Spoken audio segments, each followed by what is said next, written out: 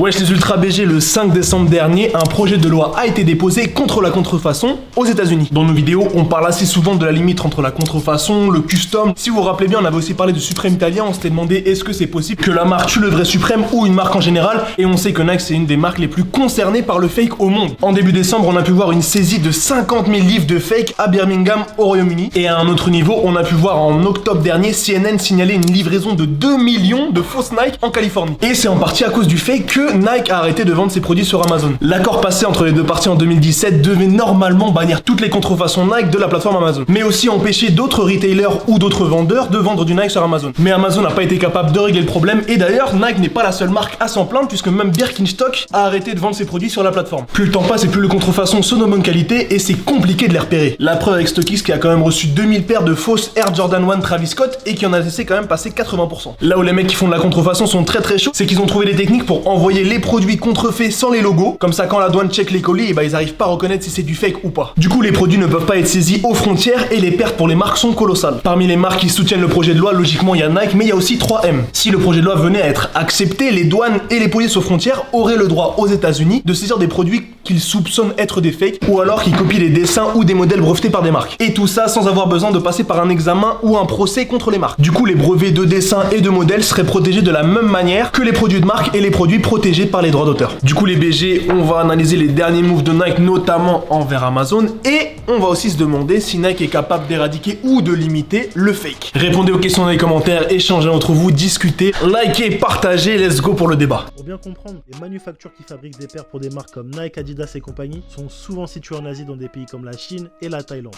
En 2016, le fake représentait près de 450 milliards de dollars dans le monde. Et dans l'Union européenne, le total des importations de contrefaçon est estimé à 120 milliards d'euros, soit 6,8% des importations totales. Et dans les objets les plus contrefaits, il arrive que les contrefaçons soient fabriquées par l'usine sous-traitante de la marque. Elle récupère alors les produits qui ne sont pas conformes aux critères de la marque pour les revendre derrière. Certains artisans spécialisés dans la contrefaçon achètent de vraies paires ou se procurent des samples pour ensuite les désassembler afin de pouvoir reproduire la paire à quasi l'identique. Il faut être hyper vigilant avec le fake parce qu'aujourd'hui, on peut trouver des paires rares hype pour des prix bien moins élevés que les originaux et de très bonne qualité. Si tu prends l'exemple de la AJ1 Travis Scott qui était vendue à 190 € et qui se revendait entre 1000 et 1500 € sur les sites de resell, il est possible de se procurer une version réplica pour seulement 79 €. La différence de prix entre les originaux et les réplicas sont une perte d'argent considérable pour ces marques. En plus, dans le système actuel, quand une marque veut obtenir une interdiction d'importation, elle doit passer en procès devant la Commission du commerce international des États-Unis, qui peut prendre beaucoup de temps et il arrive que ça n'aboutisse pas. Et pour qu'une loi soit adoptée aux États-Unis, il y a différentes étapes. Ça commence par une proposition de loi qui peut venir de l'une des deux chambres haute et basse du Congrès des États-Unis. Cette proposition est ensuite soumise à une commission, puis à une sous-commission dans chacune des deux chambres. Les commissions auditionnent alors différents témoins lors de séances publiques et c'est à ce moment-là que les différents groupes de pression interviennent officiellement.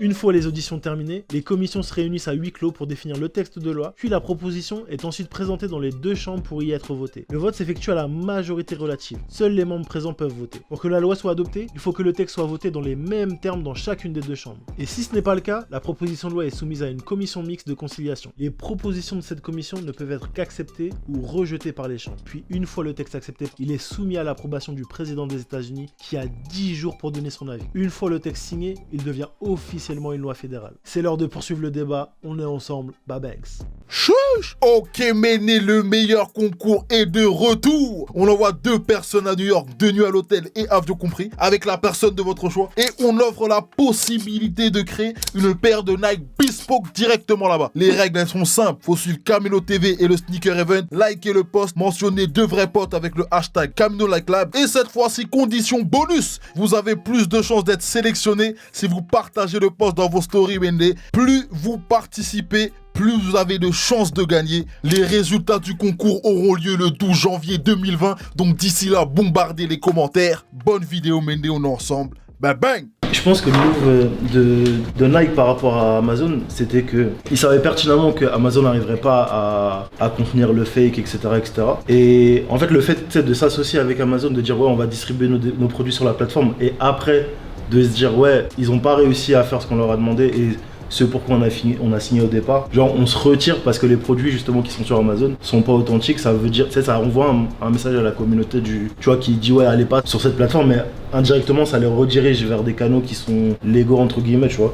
Je pense que c'est une partie de la stratégie de Nike. Parce que quand tu regardes, ils ont pas rompu totalement le contrat avec Amazon, tu vois. Genre sur la distribution, ils l'ont rompu, mais surtout ce qui est gestion de données, ils continuent de travailler avec cette plateforme-là. Donc je pense que dans le délire de pouvoir mieux gérer ses produits, mieux gérer la distribution, je pense que c'est ce que Nike avait prévu depuis le départ. Frère, moi je pense que c'est l'histoire de on a peur qu'Amazon vende du fake. Pour moi, il y a un peu de mensonge derrière. Parce qu'en vrai, si Amazon ils se disent vas-y, maintenant on va autoriser que les vendeurs vraiment qui ont un shop physique ou vraiment qui sont certifiés via un numéro de SIRET ou je ne sais quoi, ou qui certifient vraiment l'existence du shop. Ça, tu peux le faire. Je pense que c'est juste dans la stratégie de ce que fait Nike dernièrement, c'est-à-dire essayer, quand tu vois qu'ils retirent certains comptes à des shops, quand tu vois qu'il y a la limitation des produits aux US qui seront plus livrés en France, ce genre de truc. Pour moi, ça rentre dans la logique du fait de vouloir tout contrôler. Et donc, je pense que l'histoire du fake, je pense que c'est à moitié vrai. Parce que, en gros, je pense que si tu peux mettre. Je dis pas que tu peux contenir le fake, mais tu peux faire en sorte que les vendeurs qui vendent sur ta plateforme, qui sont certifiés, existe, tu vois. Est-ce que c'est pas plus simple de savoir que quand tu vas sur Amazon, il n'est pas censé y avoir de Nike, plutôt que de dire ouais, il y a des retailers certifiés et des retailers pas certifiés. Quand tu sais que tu vas sur Amazon et qu'il est pas censé y avoir de Nike, tu sais que de toute façon tu vas acheter du fake. Et là au moins il y a plus d'histoire de ouais, le type il va sur Amazon et il sait pas si la paire est vraie parce qu'il y a des vrais retailers et parce que le truc. Ouais, mais ça c'est du point de vue de Nike, pas du point de vue d'Amazon, tu vois. Donc je pense que c'est Amazon. Je pense qu'ils pourraient le faire. Je pense qu'Amazon pourrait le faire, mais pour eux, je pense que c'est une perte de temps et peut-être même une perte d'argent de le faire, tu vois. Je pense pas que ce soit compliqué à mettre en place, parce que tu mets un badge au-dessus du truc comme sur Instagram, vérifié ou que sais-je, tu balances des mails en disant ouais, voilà, maintenant on met en place des vendeurs certifiés. Et gros, Amazon c'est une grosse machine. Logistiquement, en termes de salariés, c'est un monstre. Donc je pense que ça, c'est pas. C'est bizarre, frérot, ce que tu dis. T'es en train de dire que genre une marketplace, elle est en train de faire le tri entre les vendeurs qui sont dessus. T'es en train d'admettre que genre t'as des vendeurs qui vendent du faux. J'avais dit le contraire. Parce que c'est ce qui arrive. Non, mais si tu certifies des vendeurs, ça va forcément dire que les autres vendeurs ils le sont pas et qu'ils sont susceptibles de vendre du fake. Non, pas forcément, mais en gros tu peux essayer de dissocier les vendeurs. En gros, par rapport au shop qui existe en physique, tu peux, je sais pas, mettre un badge ou je ne sais quoi, tu vois. Donc, si tu donnes un badge à quelqu'un, t'es en train de dire que genre l'autre il est susceptible de faire des dingueries. C'est comme quand toi tu conduis pas très bien, t'as un A sur ta voiture. C'est pour dire aux gens que genre tu conduis pas très bien et qu'il peut se passer de dinguerie. Amazon ils peuvent pas faire ça. Je pense que c'est un signal bizarre. Ce qui est intéressant c'est la partie combat contre le fake, tu vois. Nike c'était la plus grosse marque du monde, tu vois. Ils ont vu plein de marques couler à cause du fake, tu vois. Genre là ils ont pu apprendre des erreurs de tout le monde et à mon avis ils sont en train de voir si eux ils peuvent résoudre ce problème là, tu vois. Je sais pas si ça va marcher, tu vois. Mais c'est intéressant de voir comment ils vont le faire, tu vois. Même les marques les plus chaudes qu'on a eues, c'est dans la dernière décennie. Genre si on prend l'exemple de Supreme, là pour moi Supreme ils se sont fait éteindre par le fake, tu vois. Et en plus on l'avait vu venir il y a deux ans, on avait fait une espèce de vidéo sur le fake et Baby Milo. Genre Babe ils se sont fait éteindre par le fake. La Supreme pour moi c'est en train de se faire éteindre par le fake. C'est moins chaud, les gens ils calculent moins la marque. La seconde main ça marche moins. Les prix des items sur StockX ils montent plus comme ils montaient avant, tu vois. Du coup, la partie combat contre le fake elle est intéressante, tu vois. Je sais pas s'ils vont réussir, tu vois, mais c'est intéressant, tu vois. Du coup là le fait qu'ils retirent les retailers, en fait que tout se passera que chez Nike, ça se trouve c'est peut-être ils repartent de zéro et qu'au fur et à mesure du temps ils vont redonner aux retailers des comptes, tout ça, et les gens repartent à zéro pour que genre tout soit contrôlé par eux et qu'au final après ils redistribuent au fur et à mesure, vu qu'il y a un nouveau CEO, tu vois. Ouais, mais pourquoi tu vas repartir à zéro pour redonner des trucs aux retailers, pour que les retailers ils gagnent une partie de l'argent? Tu peux juste vendre tout seul. Ils ont des shops partout là, ils peuvent vendre depuis leurs usines et sur le web, genre y a aucune raison. Je pense qu'ils vont juste faire en sorte que tu puisses trouver leurs produits que là-bas, tu vois. Dans leur cas à eux, pour éradiquer le fake, ou en tout cas pour le limiter au maximum, il faudrait que ça aille beaucoup plus loin que ça, tu vois. Enfin, quand tu sais que leurs usines, elles sont situées en Chine, dans la même zone que tous les producteurs de fake, forcément, tu vois, enfin même les usines qui produisent pour Nike récupèrent des produits qui sont pas conformes ou des trucs comme ça pour les redistribuer derrière, tu vois. Ça voudrait peut-être dire délocaliser des usines ou avoir un contrôle encore plus. Non, je dis non, mais soit les faire revenir aux États-Unis, soit avoir un contrôle. Oui, je sais que c'est trop cher. Non, mais il faudrait avoir ou un contrôle plus serré, tu vois. Oui, mais je dis pas que c'est faisable, tu vois. Dans l'idée, pour vraiment avoir un contrôle sur ça, il faudrait être beaucoup plus strict et beaucoup plus regardant sur ce qui se passe, tu vois. Et tout à l'heure, tu parlais de Supreme, mais t'as aussi il y a énormément de marques qui souffrent encore au quotidien du fake, genre Louis Vuitton, tu vois. Louis Vuitton, t'as eu des tonnes et des tonnes sur le marché de. C'est un gros mot. Non, mais c'est un grand mot. C'est compris, tu vois. Mais en gros, c'est un manque à gagner gagner, si tu veux. Enfin, voilà, manque à Je gagner pense pas fort, que tu ce soit un vois. manque à gagner d'ailleurs. Franchement, je pense que les gens qui achètent du fake Louis Vuitton et du fake truc, les endroits, en gros, les endroits où tu trouves du luxe et les endroits où tu trouves de fake, ça n'a rien à voir. Autant la Nike, je peux te dire, tu vas dans un magasin, il y a plein de retailers de Nike, il n'y a pas de retailer de Louis Vuitton. Soit tu achètes sur Louis Vuitton, soit tu achètes du fake, frérot. Ouais, mais C'est regarde, simple. ouais, mais imaginons qu'un mec achète du fake, et puis un mec était chaud pour acheter un Louis Vuitton, bah finalement, enfin imaginons un mec lambda, tu vois, qui s'est saigné à économiser pendant 8 mois ou je ne sais combien pour avoir son sac, il voit un pote à lui qui l'a acheté, il se dit, bah finalement, c'est bien fait, donc pourquoi pas l'acheter. Et ça, c'est un manque à gagner. Pas les marques de luxe, pas Louis Vuitton. Oui, si. Jamais, gros. Mais, Non, mais- rappelle-toi Dylan, frérot. Ouais, Rappelle-toi Dylan et sa sacoche. Ouais, oui, C'est impossible. La distribution de Louis Vuitton, elle est trop bien faite. Et c'est ce que Nike veut faire, en gros. En gros, t'as pas d'alternative. Soit t'achètes là-bas, soit t'achètes pas. Mais c'est pour ça que pour moi, ce move, c'est du fake, mais enfin, c'est pour lutter contre le fake, mais pas que. Enfin, c'est surtout pour contrôler et pour être la source numéro 1 et pour avoir le contrôle sur tout, tu vois. Je pense que c'est pas que pour le fake. Moi je pense que outre Amazon il y a AliExpress. Moi avant j'étais pas mal dans le fake, j'avoue. Genre je m'étais pas mal. Au moins, c'est sincère, au calme, frérot. Faut accepter les gens qui disent. Et genre je voulais absolument une ceinture Alex. Je voulais absolument une ceinture Alex Studio et genre il y a des moves de fake, il y a des forums de fake et dès qu'il y a un compte qui s'éteignait d'un revendeur, ça ressortait sur un autre. En gros je pense que c'est impossible d'éteindre ça. C'est genre tu tapes pas des mots clés, après ça c'est de choix en choix, genre tu rentres des images qui ressemblent et après t'arrives à retrouver justement des produits directement. Mais vraiment dès que moi je mettais plein de trucs dans mes likes, du jour au lendemain des fois ça y était plus et après ça ressortait sur une autre plateforme directe, genre il rechangeait de nom et du coup c'est impossible en soi parce que dès qu'il y en a un qui meurt, il y en a un qui renaît juste après. Mais- quoi. Moi, Toi c'était plus aussi, avec t'étais dans le fake aussi.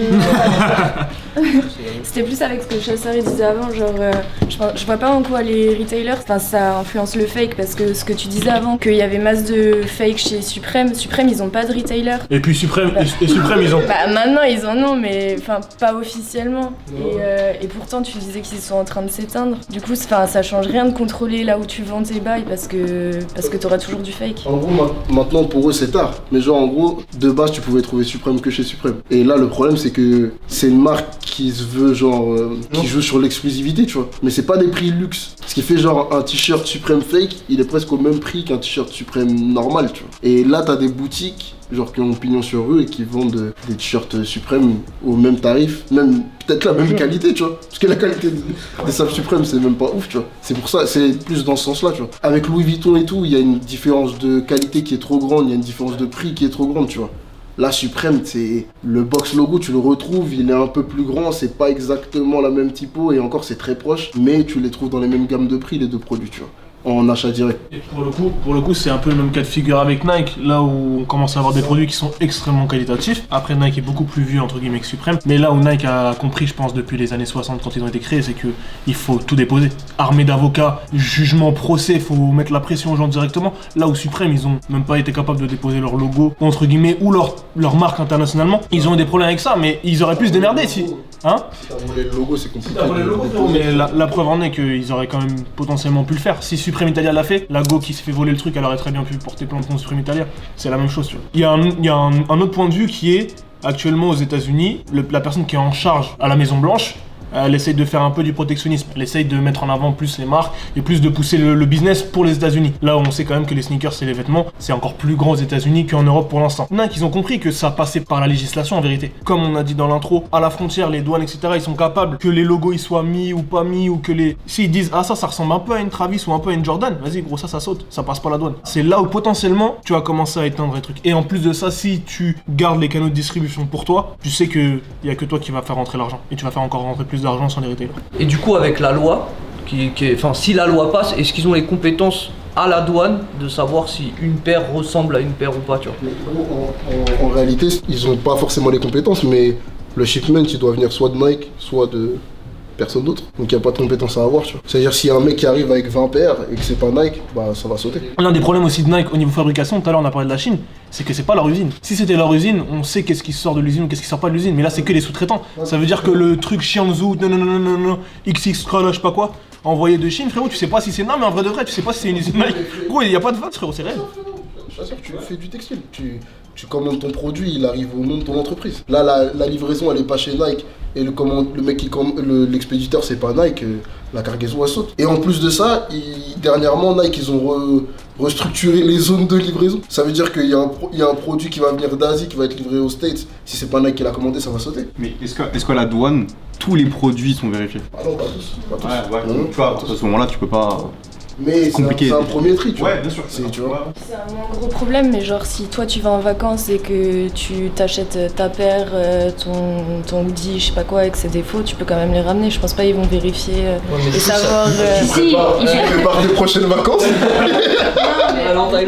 En vrai, je pense pas qu'ils arrivent à vérifier tout ce que tu ramènes au niveau individuel, tu vois. Ouais, mais ça limite, tu vois. Au lieu de ramener 200 paires, s'il y a une meuf qui ramène 2 paires de fake, ça limite le truc, tu vois. Du coup, en vrai, éradiquer totalement le fake, ça va être très très très compliqué, mais par contre, je pense qu'ils sont sur la bonne voie pour vraiment le diminuer de beaucoup.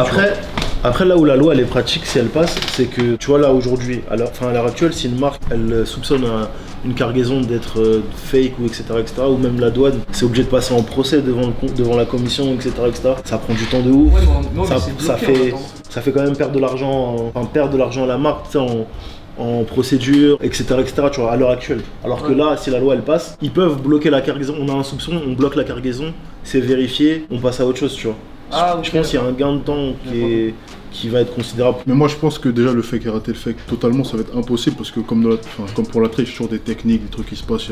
Il y a les plateformes type AliExpress qui ont explosé ces derniers temps, tu vois. Dessus tu peux acheter des produits fake, les gens les achètent sans se poser de questions. Et je pense que le meilleur moyen que Nike a pour éradiquer le fake, le limiter au maximum, c'est un truc qu'ils font déjà depuis des années, c'est genre l'éducation du client par leurs produits, par leurs promos. Et tu sais, t'as des médias, t'as nous qui relayons souvent ce que Nike sort, on en vend, on fait des unboxings, on parle de qualité, etc. Si on propose des alternatives, on va jamais proposer du fake par exemple, on va toujours proposer une autre marque, etc. Donc je pense que dans la tête des gens, de plus en plus, ils vont vouloir acheter des vrais produits pour être sûr de ce qu'ils achètent et de ce qu'ils consomment. Déjà, tu m'as arraché le ballon déjà dans le moment. Pourquoi? C'est ce que tu voulais dire? Non, c'est pas du tout. Ah, okay. Et de deux, gros, t'as ça, je suis d'accord, mais aussi t'as financièrement aussi au quotidien chez les gens, tu vois. Il y a des gens qui ont un niveau de vie moindre, ils veulent quand même des produits, malheureusement après du coup ils se tournent vers le fake, tu vois. Et ça t'as beau éduquer le consommateur, le client, tout ce que tu veux, comme tu veux. Gros, à un moment il y a aussi la donnée financière. Et au quotidien, je suis d'accord avec toi, c'est pour ça que quand j'ai dit quand on parle d'alternative, je parle de nous on parle jamais de fake et je pense que globalement c'est ce qui se passe aussi. Genre si tu peux pas acheter une paire de Nike, on va dire vas-y achète une paire chez Decat, on va pas dire achète une paire de fake. Et j'ai une autre question, est-ce que le fake peut aider la marque? Parce qu'en soi là on parle que de desservir, mais ça se trouve ça peut l'aider dans un certain sens. Genre au niveau de la visibilité, où il doit y avoir quelque chose qui peut l'aider, non? Visibilité entre guillemets oui, parce que les gens portent le logo potentiellement, mais là où ça l'aide pour le coup, et Nabil l'a très bien expliqué, c'est que c'est une bonne excuse pour potentiellement restreindre leur canal de distribution et ramasser plus de business, tu vois. Et à côté de ça, il lie ça à une loi aux États-Unis pour justement contrôler mieux aussi. Et je voulais dire tout à l'heure, est-ce qu'il y aurait peut-être pas un moyen pour Nike de mettre en place, je sais pas moi, pas un QR code, mais je sais pas, un moyen du coup de vérifier si le produit est vrai ou pas, tu vois. Je pense que ça fait 20 ans, 30 ans qu'ils réfléchissent à des moyens de faire ce genre de choses.